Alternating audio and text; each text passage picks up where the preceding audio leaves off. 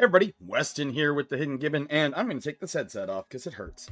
But I have something interesting to report. I went to the Marvel pre-release. My friend Mitch wanted to go, and so I went ahead and went with him over yonder down to our local gaming store, Dark Vassal Gaming. Shout out to them, they're awesome. And, you know, did terribly.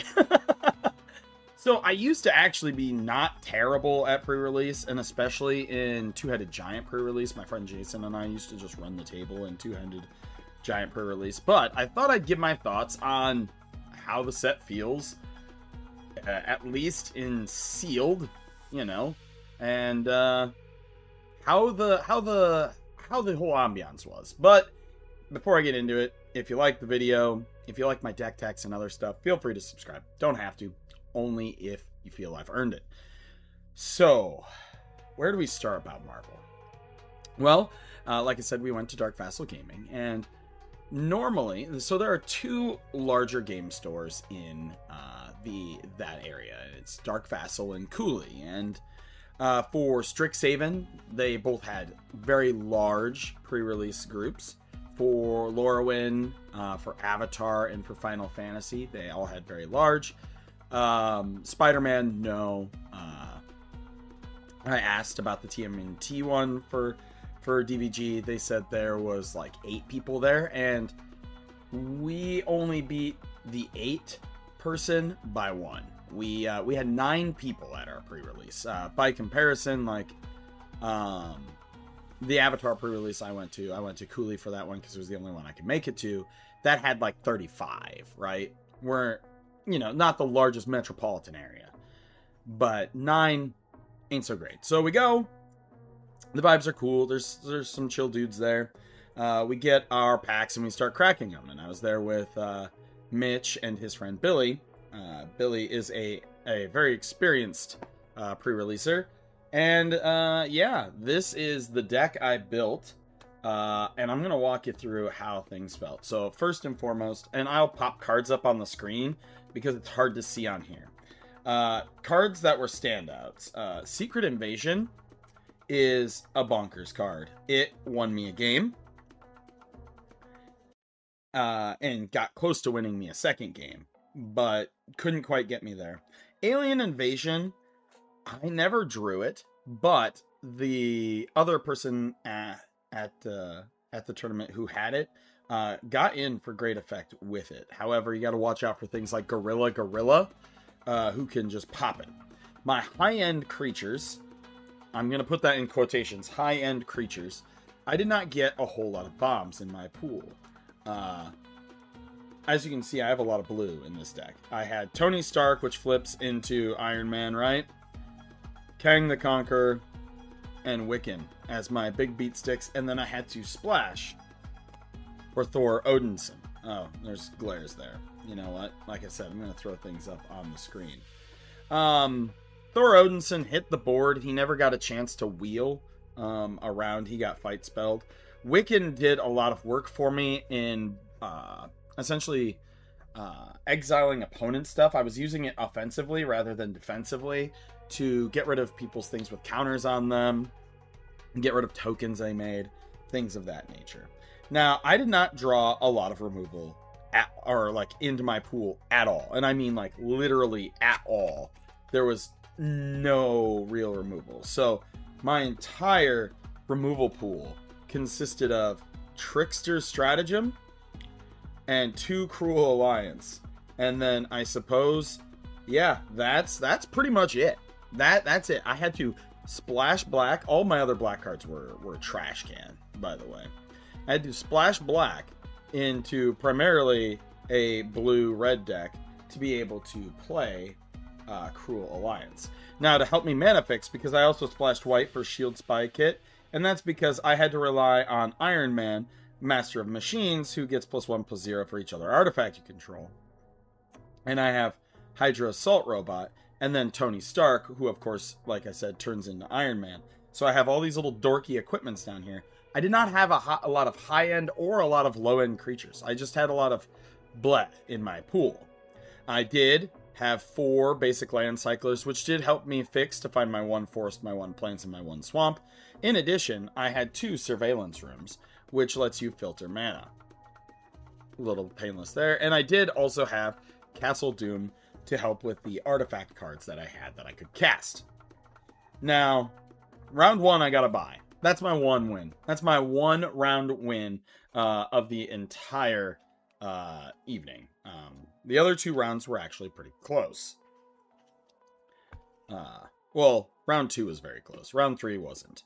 But in round 1, you know, I sat around and I watched other people play. And I heard other people talking about their decks, and it's pretty much the same all the way around.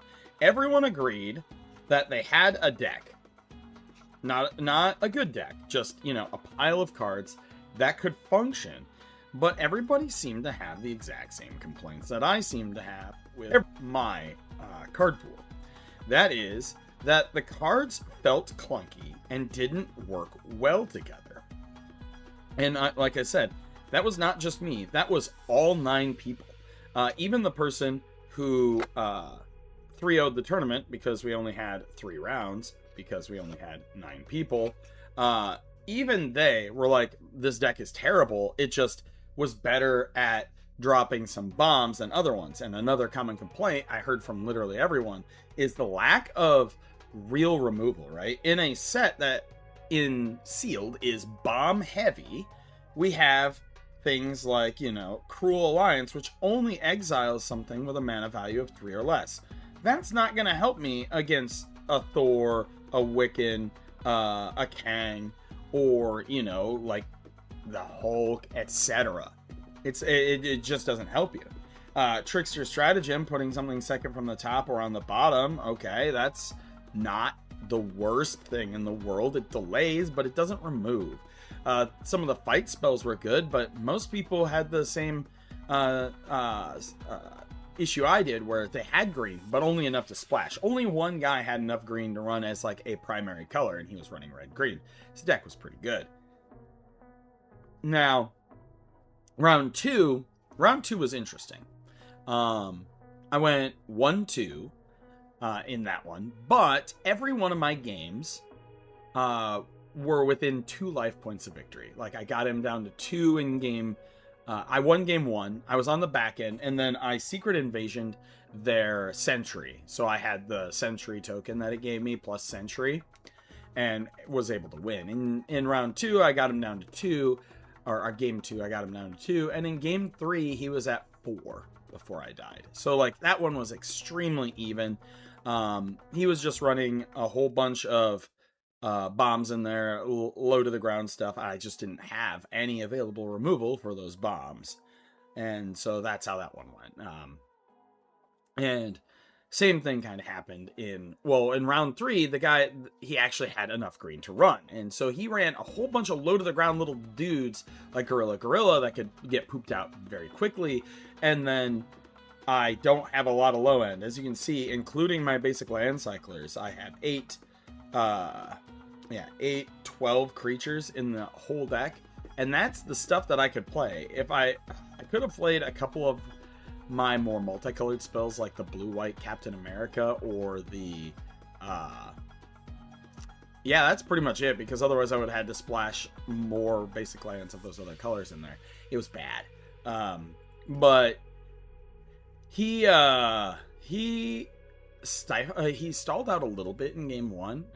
It was very close. Got him down to about 3 and before I died. And then game 2, I got land flooded and died. Mitch also went 1-2, also getting a bye. I think his was like round 2 or round 3. Billy did about equally on there. No one like people liked some of the cards. Like, some of the cards are cool. Like, I like Tony Stark, right? I like Wiccan. I like Kang the Conqueror, and I like Thor. But they just did not go well together. And overall, although I'm not a pre-release main, right? I used to go to a bunch, but I've been trying to go more, so I went to Avatar and I went to this one. I'm going to try to go to a pre-release of every set going forward to kind of report in. But this one felt rough, and I've been to a lot of pre-releases. I've been to like like original Time Spiral, like Planar Chaos, all that stuff. The Return to Ravnica, the Return of Ravnica, Amonkhet, Dominaria, all of that stuff. Been to all of those. And like this is the first time where I felt like a set just did not work together. And your experience might be different. It was just so strange. And some people did have an issue where like there's so many legends that their good creature was a repeated legend, and so they only could get one on the board and only bring in a little bit of combat with it when they definitely needed more threats of a different variety. It was strange. Let me know if you went to pre-release, what your experience was, what your card pool looked like. Here, I can see if I can bust out some of the sideboardy cards here quick. Oh yes, Castle Doom could have made a Doombot. I had Super Speed, Evil Thrall, Beast, Undercover Scrawl, Futurist, and Depower. Depower was the one game I tried it. That's why these got cut, because they just weren't working.